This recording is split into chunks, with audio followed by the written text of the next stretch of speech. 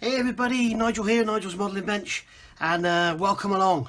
Another review for you today, and this is a kit I mentioned in a review I did yesterday on the on the HEMTT, and this is actually the Mk.23 MTVR cargo truck. We've got a length of 230mm, a width of 91.3, and we're looking at 430 plus parts. Somebody has messaged me on the if you look, you can see that in the comments on the Hempt review, and they've told me this kit apparently is a bit of a bitch to build, which makes me want to build it, because as we all know, I don't enjoy shake and bake kits. So yeah, it makes me want to build this. As I mentioned before, if you haven't seen the other review, something that does get me with this, I don't know how Trumpeter have got away with it, but they've got down here, actual model may vary from image on box, and here we have got the truck with a canvas roof towing a gun. That is not included, neither is the canvas roof. All you're getting is actually a truck without a canvas roof. So basically, I don't quite know how they got away with it. If you look at like the tack-on kits, they will have a tank transporter, say, with a tank on the trailer. Tamiya do the same, and they actually portray the tank as like an outline drawing, so it shows you're not getting it in there. But anyway, let's have a look at this around the box. So we can look up around the side of the box here. We can see there's a little bit of history about the thing, so you can pause and read that if you want to. We've got our decals in here, or decals. We've got a sheet of photo etch, and the kit is actually from 2013. As I was saying in my review I did yesterday, when I see a model come out and I want it, I get it straight away. So I normally get the first release, the first moulding, so you get a nice, sharp mouldings. Kit number here we can see 01011. So a bit binary there. And so we've got the truck here. You can see we've got two different colour schemes, and this is what we're actually getting in the box. It's just the truck with no canvas or anything, and no gun. So that's what you're getting. 14 years plus, which is, and it says this product is not a toy, so please note that one. Obviously made in China, and again we can see here the kit number 0101. End of the box, just a simple image from the front. So what do we get inside? Well, we start off with our typical instruction book, which is the typical Trumpeter style, and then we've got our April 2000 to June 2013 releases here, so we can see there's some pretty old kits. We've got some detail of this model there with our photo etch parts and everything, and showing all the detail that you get in there. We've got a colour call out here, which is A4 size in full colour, and it's giving us Mr. Hobby, Vallejo, Model Master, Tamiya and Humbrol colour call outs, and as usual with the Tamiya you've only got like one colour that suits, and here we've got nothing at all from Tamiya, hardly anything from Model Master, so this is all guns. So yeah, interesting. But there's our overall sand scheme. So in the box, again, as I said yesterday, fantastic Trumpeter packaging. We've got the cab here in its own little sort of cubby hole in the corner, and we've got this cubby hole here with our tyres, which look very nice indeed. In fact, they look very similar to the ones with the Hempt. And then we've got the cab floor separately bagged. We've got the actual hood there with the bonnet, if you like, in England, and that bag is open. We've got the clear parts here, which aren't wrapped in foam, but never mind.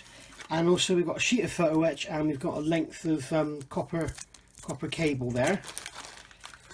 So put all that back in there. And then we've got our bags of sprues, which is 1, 2, 3, that was 2 in there, 4, 5, 6, 7, 8. We've got 9 sprues, and then a sheet of decals at the bottom.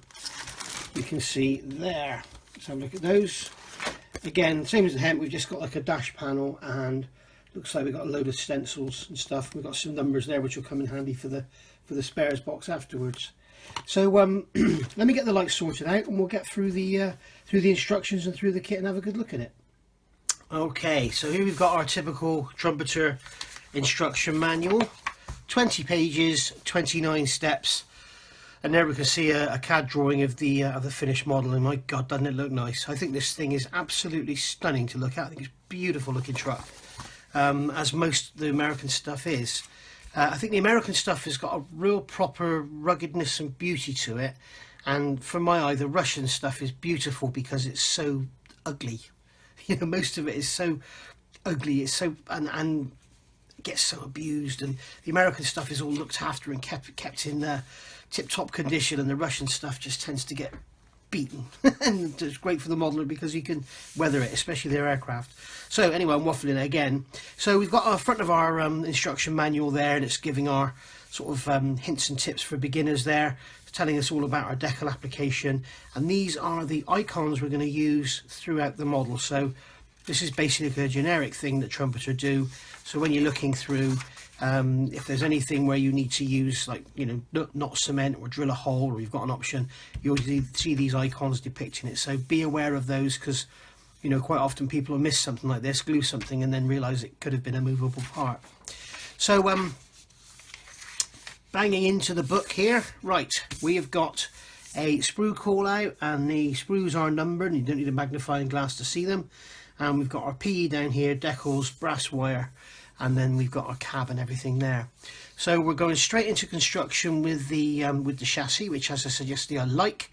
I like to see chassis that you actually build up separately rather than just the one-piece moulded thing. The one-piece moulded chassis is generally going to be flat and rigid and everything, but it's fun to build this up and use some skills to get it all square, because if your chassis isn't square, so if it's like this, then that's no good. If it's like this, then that's no good. If it's twisted, that's no good. It must be flat, square, parallel, everything dead square. Otherwise you're going to end up with a model that doesn't sit on all its wheels, and as we all know, that looks bloody awful. So here we've got some, this is the rear cross member here we're building up, and then we're going to build up some cross members there, transfer box, dummy engine and transmission. So yeah, you really want to be painting the sides of that matte black, and then do your proper colours afterwards. So obviously there's no engine detail in this kit, which is pretty much the norm for Trumpeter these days.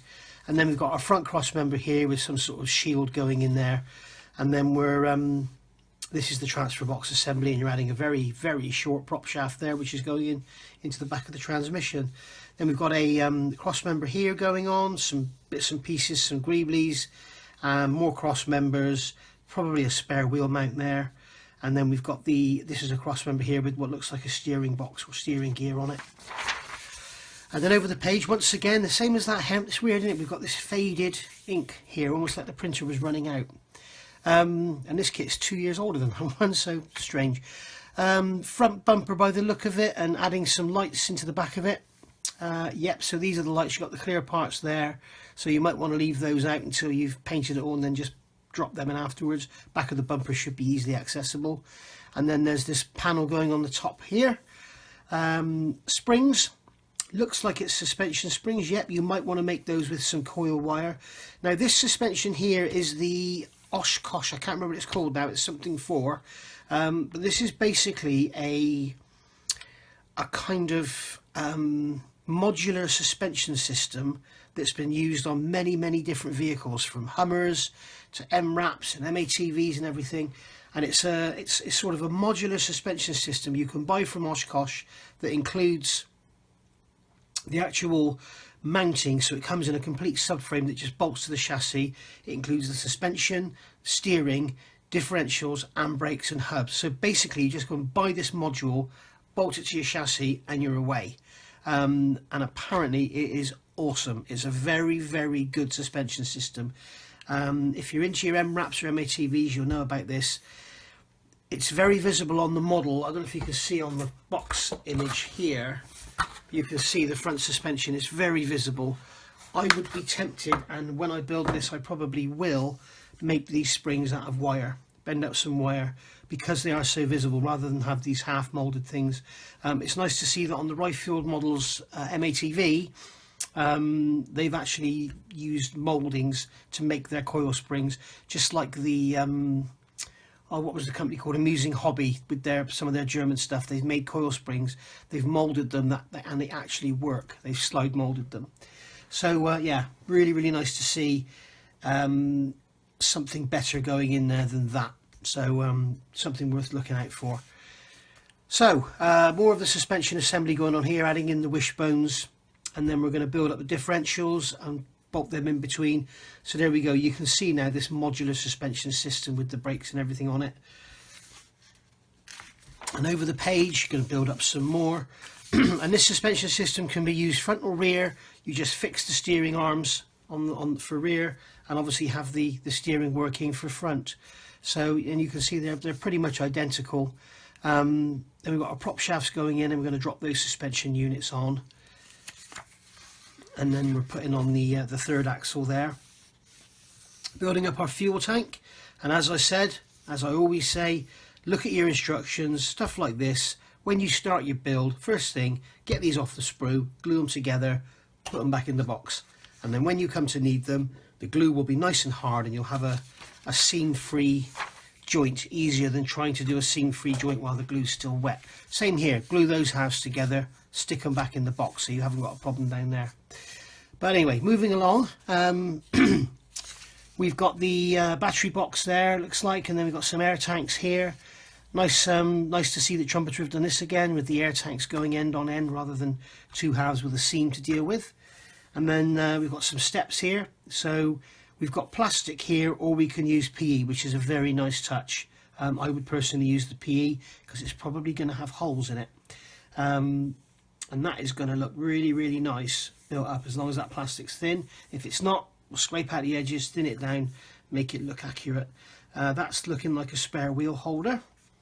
And then we've got our air box going in there. So this is going to be the air intake for the truck. Notice we've got a nice high air intake to get the air intake away from the dust. A lot of people think with 4x4s and that you put snorkels on just for water. It's not just for water, it's also for dust. If you look at the air intake on a Defender like mine, the air intake is actually right behind the front wheel arch. So if you're driving along in dusty conditions, the wheel's kicking all the dust up directly into the path where it's taking air in. So you have a snorkel, and the snorkel is up above the windscreen, away from all the dust, and it reduces the dust intake into the airbox. So lesson for today. So there's the air intake going from the airbox there, going into the engine bay, and then we've got a tread plate going on here. It looks like that's just a plastic moulding rather than having a photo etched part on it. And then we've got small little shock absorber units there going on. Looks like it's shock absorber units for the cab or something, that's going to be by the look of it. And then we've got the cab floor start of construction. Got a little bit of detail going underneath. Obviously there's going to be no detail on the bulkhead because the bonnet isn't designed to be opened on this. Dashboard going on with a decal, and then we've got some little knobs and that, which is a nice touch. On about knobs and stuff, I've got from this guy here, from Tom at Anise, that's how you pronounce that, Anise. He makes the beautiful little spark plugs and everything for the 35th scale engines, and he does all the cockpit stuff for 48. He's just released a new line of products, and they are in the post to me now. So keep your eyes open, I'll be doing a review of them very, very soon. Steering column here going in, we've got the controls there by the look of it. Oh no, that's the actual column itself with the indicator stalk on. And then we've got some seats here with our shock absorbed cushions. It looks like it's got a rubber gate around them. And then we've got another seat here. This is our double seat, and then that's going to go in there like so. Oh, there's this. I was going to say the steering wheel suddenly appeared. There it is. The steering wheel's going on there. Right, we're moving into the roof now, and we've got our hatch for the gun, for a machine gunner. So that's going to look quite nice. So not quite sure what this is. Maybe that's a fold down seat or something for the gunner to use, or is it ammo boxes? I'm not exactly sure. Maybe we'll see when we do the plastic. I'm sure someone will tell me in the comments. That looks like it's going to be a gun mount, and again we've got a PE part going on there, so that's going to look lovely in scale. And then we've got some small little greeblies going in, and then we're going to drop that in. So it looks like you've got the option of having it with that or having it with that. Not quite sure what's going to, because that is D44, that's D38, so you've got a hatch going in the roof there. Then we're going to build up this frame, add the windscreen and add some grab handles, more of the frame going on the sides there, and then we're going to add this gun mount to the top. I see. and then I guess that is going to go into the top of there. Yeah, so we've got an internal hatch. Okay, not quite sure. Maybe the machine gun's automatic, and then you don't have a hatch.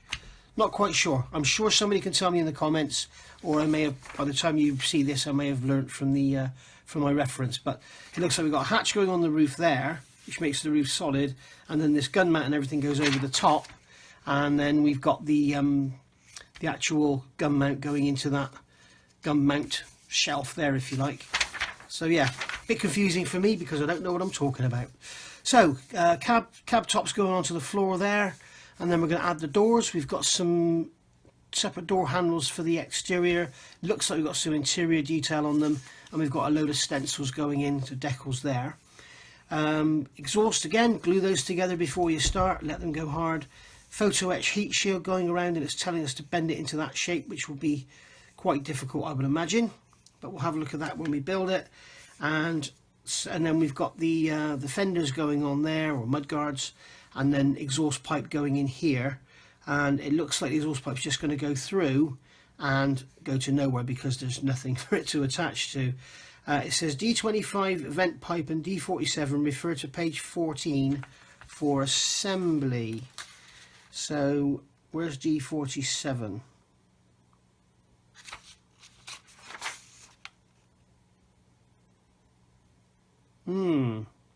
D47 is this pipe here. Okay, so that's obviously when we put the cab down on, it's going to tell us, it's going to show us where all this stuff goes. So it looks like that's the exhaust, and that's going to go into a hole in the inner fender. So that's what it's telling us.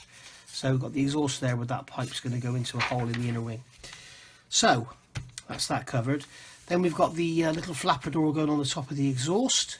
We've got nice PE steps there, they're going to look amazing. And then we've got some PE mirror mounts, so they're going to look incredible. PE there, I'm not quite sure exactly what that is, but there's some sort of bracket for something or other.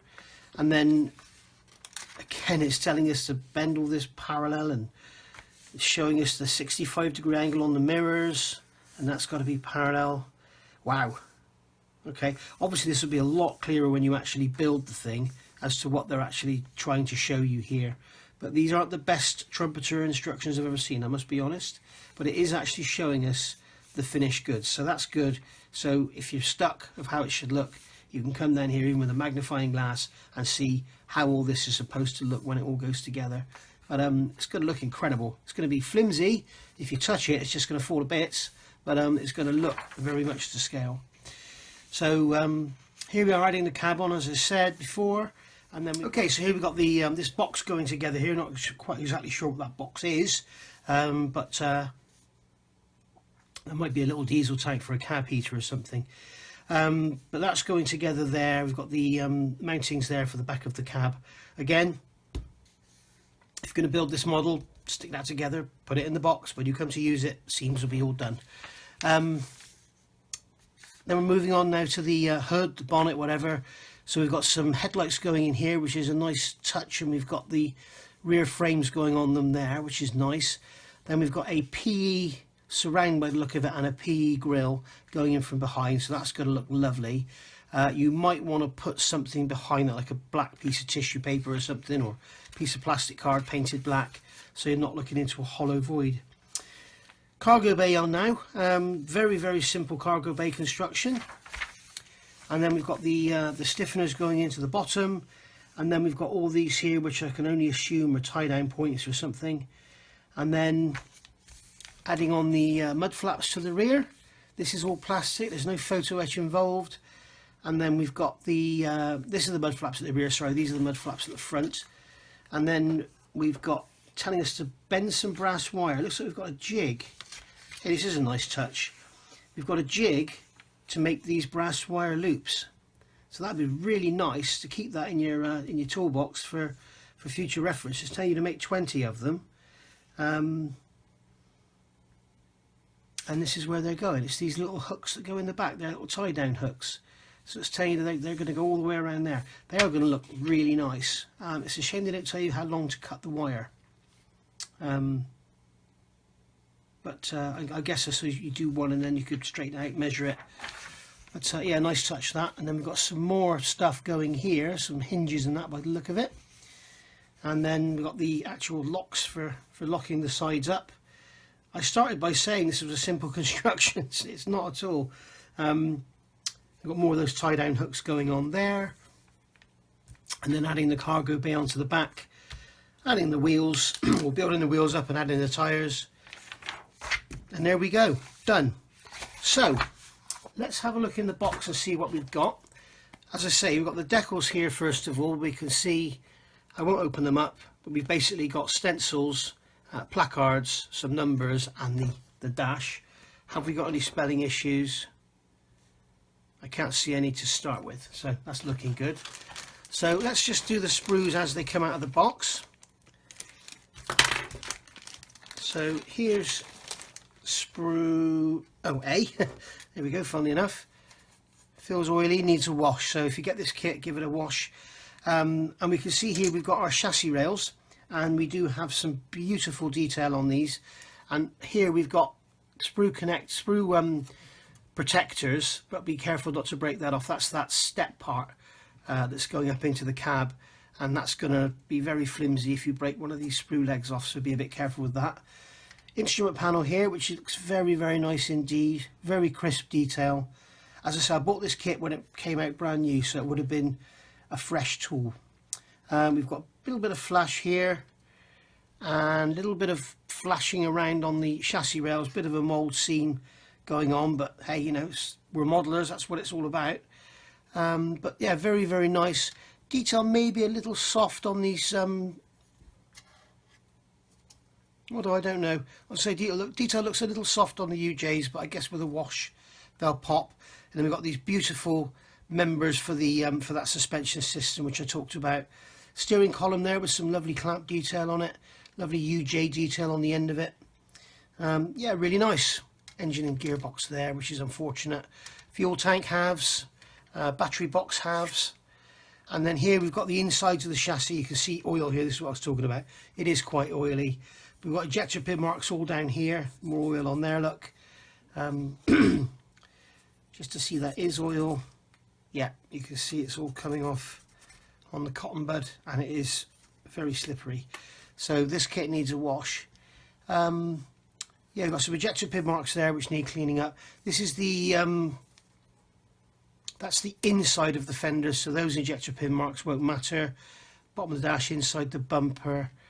But yeah, nothing much to worry about. We've got some there, ejector pin marks down in here which will need cleaning up so they can mount flush onto the chassis. You've got the mounting points here, here and here. So yeah, you want to make sure that flange is nice and clean. So that's very nice sprue. I'll show you some close-up of that detail on those chassis. It's really, really crisp, really nice. Lovely spot of detail there.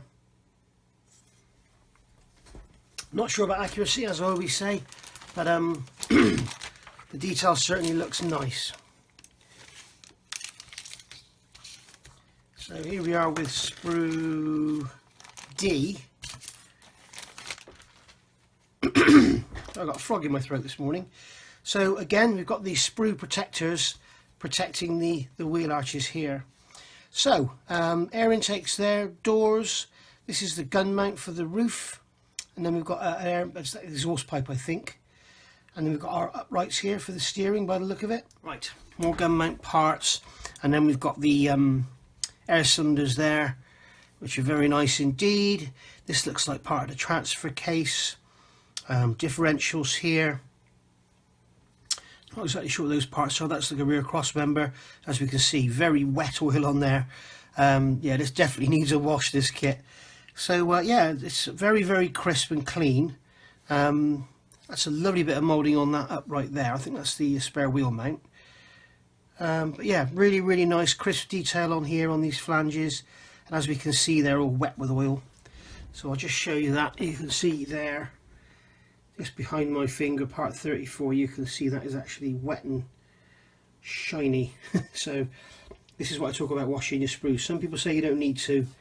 I say it's always best to, you never know, better than finding out afterwards. And we've got some interior door detail there and no ejector pin marks, which is a nice touch. So lovely detail on that gun mount there, really, really crisp. And something I am pleased to see is that with these fenders you've got the exterior detail there and you've got the mud flaps hanging off the bottom, and then when you turn them over you've also got interior detail on them. So if you remember, I made a big fuss about that Zvezda Russian truck. This has got it too, and this is 6 years earlier than that one, so maybe I spoke too soon. We've got our lifting eyes there which attach to the chassis, and they'll come up through the bonnet much like they do on a Hummer. And then we've got this upright here, as I said, lovely moulding on that, really, really crisp.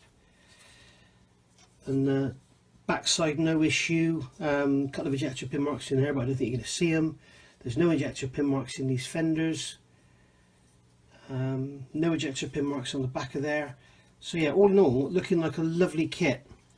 But, and this is a big but, it looks like there's a lot of PE in it and a lot of fiddly PE as well. So maybe that's what our friend who commented was talking about when he said apparently this kit is a bit of a pig to build.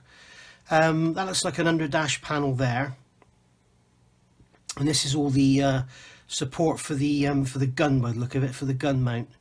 And then in behind here, I'm not sure what we've got in there. I can cut that, it doesn't matter, I don't need to keep it in place. Let's see what's behind there.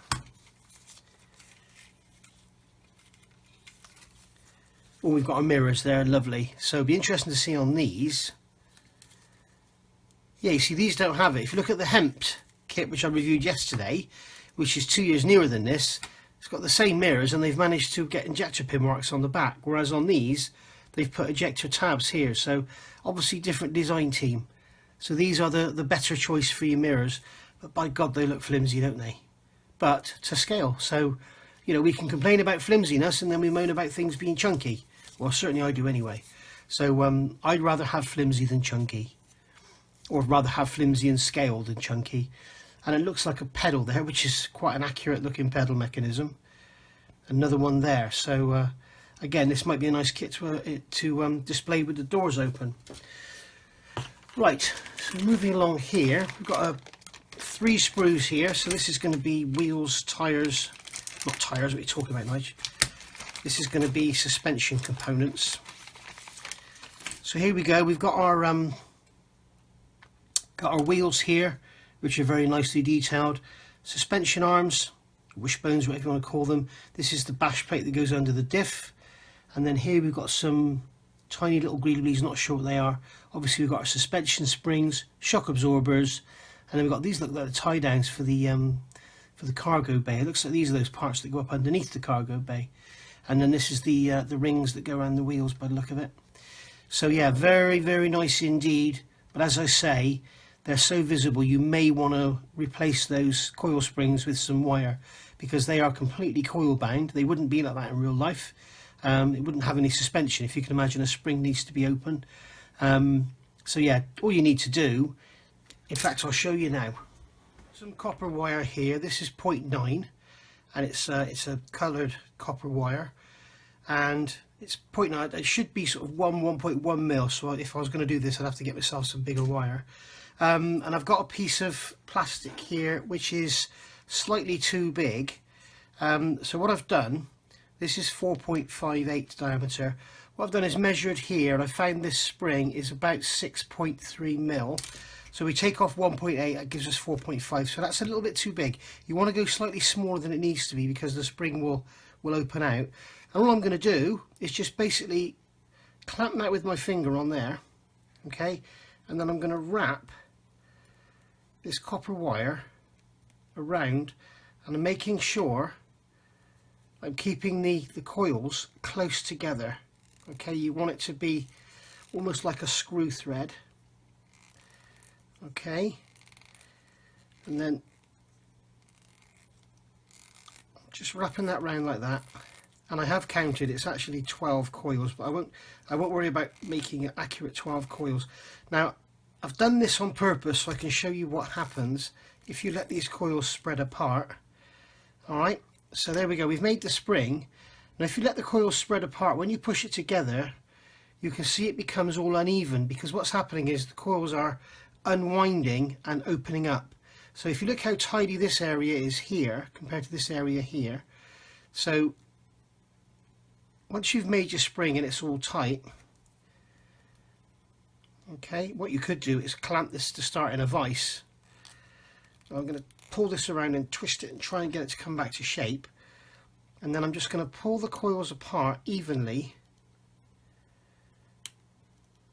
like so, and then you've actually made, I mean obviously it needs a bit of fettling, but you've made a coil spring, and you can see there that that looks so much better than having that moulded plastic. Now obviously I've gone the wrong way with the coil as well, you can see, and the copper is too thin, but you get the idea, and you can open that up as much as you want and make it look as accurate or whatever as you want to.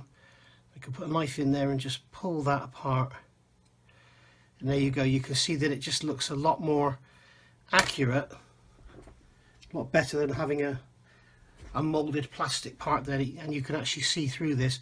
And I mean, if you wanted to, you could even make it work, but if someone pushes down on it, it'll just compress because it hasn't got much elasticity. Alright, so that's Nigel's tip for today. Sorry it wasn't a very good demonstration, but you get what I mean. So, if I were you, I would start with it clamped in a vise and then wrap round nice and tight, keep all the coils together, cut it off, and then just pull it apart slightly. Or you could just make one continuous length and then cut them off. So anyway, digress. But there we go. That's how I would do that to improve the look of the suspension. Of course, failing that, you could always go and find some springs that are the right size and just use them. Right, so moving along, this is going to be another pair of mirrored sprues.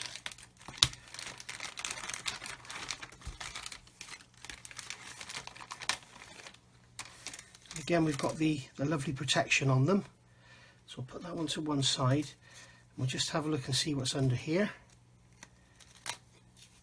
Okay, we've got some very, very thin supports there for the mud guards by the look of it.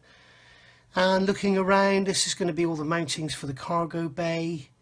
Some little spring made parts here, some levers, more hub uprights, brake back plates, more suspension components here. These are those tiny shock absorbers for the cab. Chassis cross members, fuel tank mounts, good look of it, prop shafts with our CV gator on there, air cylinders. These are the brake cylinders and these are the air tanks by the look of it. Steering linkages. It's all beautifully moulded and very nicely done, and we've got the Oshkosh logo on there as well. Is that the full Oshkosh logo? No. If we look closely at that, where are we here? I don't know if I can focus on it good enough, but the second S in the Oshkosh is like an at symbol, an A. So yeah, but no, beautiful moulding, really crisp. Have a look at some of the detail on this. It's really nice. Those steering arms in particular, the ball joints on the ends are beautifully done. Shame to hide them away underneath the truck, really. Windscreen wipers there, little bit chunky on the blade, but that could always be shaved down. Brake back plates there. Tiny little shock absorbers. There we go. And as I say, that is a mirrored sprue, so you get two of those. And we will put our foam protection back on if we can. No, it's broken, so. Right, and this is our final sprue, if you like.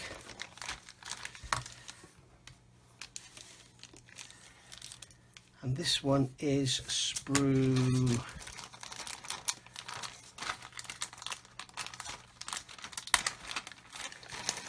sprue F, and this looks like it's a mixture of cab components, and then we've got the actual cargo bay as well.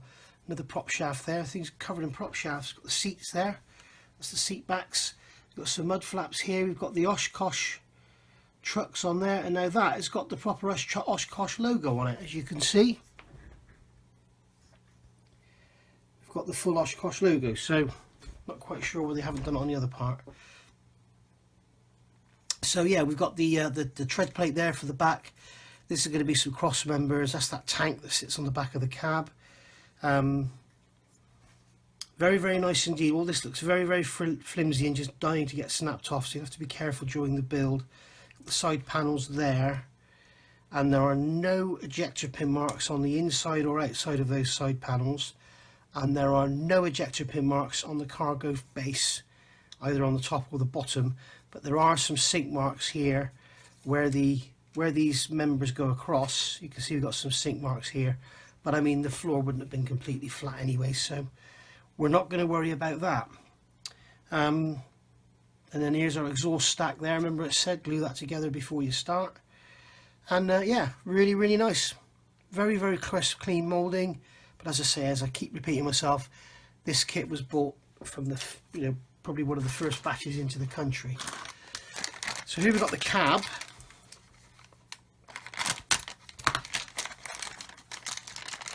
Which is a chunky old thing. Very, very nice looking cab. Very crisp detail. Got some snapped off areas inside there, but and some pretty heavy ejector pin marks in the corner, but nothing much. They won't take much to get rid of. And then yeah, flat fronted windscreen, flat sides, flat rear, covered in bolt rivet detail, whatever, and some nice flanges around the edge of the door there. A little bit of flash in there, but other than that, really, really nice. Just show a close-up of the door hinge detail and stuff there, which it's very nice cab indeed. Okay, lovely. So overall pleased with that. Put it back in its bag. And then this is the cab floor. I don't need to take this one out. As you can see, we've got no ejector pin marks on there, and they've got the floor interior detail with a flange around the steering column there. So that's all nice. Clear parts. This bag is already open. Luckily the sprue didn't come out. But again, we've got oily marks all over the clear parts there. I'm assuming that's oily marks and nothing else. Yeah, that's oil. And so we can see the clear parts are very nice indeed. You can see there's no real distortion in them. Typical Trumpeter these days. It's a shame all manufacturers can't be the same. No names mentioned, but I think we all know who I'm talking about. In fact, I am going to stick a staple in that right away, Tamiya style, so that doesn't come out and get scratched up in the box. And then here we've got the again, another open bag. This is the hood, bonnet, engine cover, whatever you want to call it. I'll call it the hood. We'll see if this has got the Oshkosh logo, or is it going to be a copy of one. Again, very oily, very wet, and you can see here this is where they've cut it off the sprue and the factory. I say again, if you're buying this kit in a shop, check the box before you buy it to make sure. As I've said before, sometimes when they come and cut these off, they might cut it like that, so the end of the cutters actually damages the part. What I'm saying is, instead of cutting it like this, yeah, these are my really old crappy cutters that I use for wire, they might have cut it like this, and then the end of the cutters actually damages the adjacent part. But I say very, very oily, and it looks like, I need to look under the magnifier. Yeah, now it looks like on here, I don't know if you can see that, but it looks to me like the S's are joined up again at the bottom, making them into like small A's. So a bit strange, but anyway, easily sorted. We can see very oily, very sticky, but a lovely looking hood nonetheless. So let's just put these together to get an idea of how our truck's going to look. You can see it's not at all small. It's a shame it doesn't have engine detail, because there is quite a gap here and you can look down in. So it's a shame there's nothing there. If I build this, I may well take the engine out of the Oshkosh Hempt kit and just stuff it in there, just so it's got something there. But you can see that it's a big old bird. Lovely looking truck. Let's get the nose to sit on there. You can see that's quite big. So it's going to be a decent sized model. It's also very high up as well. So yeah, lovely. Tyres. Let's have a look at our tyres. Again, obviously vinyl tyres, which some people hate, some people love. I don't mind them as long as they're good. Some of the earlier kits, the vinyl tyres in them were awful. But yeah, these are the same tyres. It looks like the same tyres as you get in the 16R20s. These are the same tyres as you get in the Hempt kit. So you could get yourself, if there's no resin wheels available for this, you could get the, I don't want to talk about the wheels will be different, won't I? I was going to say get resin wheels for the Oshkosh Hempt kit, but they'll be different. So yeah, you can see we've got some lovely detail on the side walls. Got the size there, 1620. Then we've got the XZL there, and then we've got the actual tubeless part, the X, and the Michelin logo there spelled correctly. No copyright worries there. We have got a seam, easily removed, but really, really nice. Some of the nicest vinyl tyres I've ever seen, to be honest. They're really lovely. And in my opinion, fully usable. And then last but not least, we've got the photo etch here, and we've got a piece of copper wire, and you can see here that the photo etch grill is lovely, very, very finely etched. And then this is the part that goes behind it. So I talked about having something behind the radiator grill. You don't need to, they've done it already for you. So paint that black, stick it behind there, and you won't have this great open void you're looking into. These are the tread plates. In fact, I will get this out because we'll look at the back side and see what it looks like. So you can see we've got tread plates. I wonder if we've got any... wow, this is strong tape.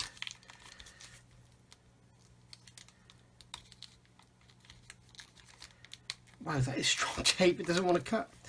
I want to see if we've actually got any of the embossed look to it. No. So I was wondering if, because sometimes the holes are flanged, aren't they, for grip. So we can see there we've got plastic coating on both sides of the etch, which is a nice touch. And we can see that the etching is very crisp and clean. These are the steps here, and then more bits and pieces here. And then we've got, this are going to be mirror mounts and stuff. Yeah, it's a fairly thick piece of brass, this. Feels quite thick with the plastic on it. 0.34, so it's probably about 0.25, so it's probably 10 thou thick, so it's quite a thick piece of brass. It's fairly stiff, but yeah, nicely done though. That grill's lovely. Really, really impressed with that. So there we go, guys. That has been a review of the Trumpeter 1/35 scale Mk.23 MTVR cargo truck. Hope you've enjoyed that, and I hope this has made you want to go and get one. But whatever you want to build, go get something and build it. And if you do build this kit, send me some build pics. I'd love to see what you think of it and see how you're getting on with it. So thanks for watching, thanks for subscribing, thanks for all your great comments, thanks for all your positive thoughts and everything, and thanks for all your hints and tips as well. So look forward to seeing you all again, and I'll be back probably tomorrow with another review for you. Bye for now.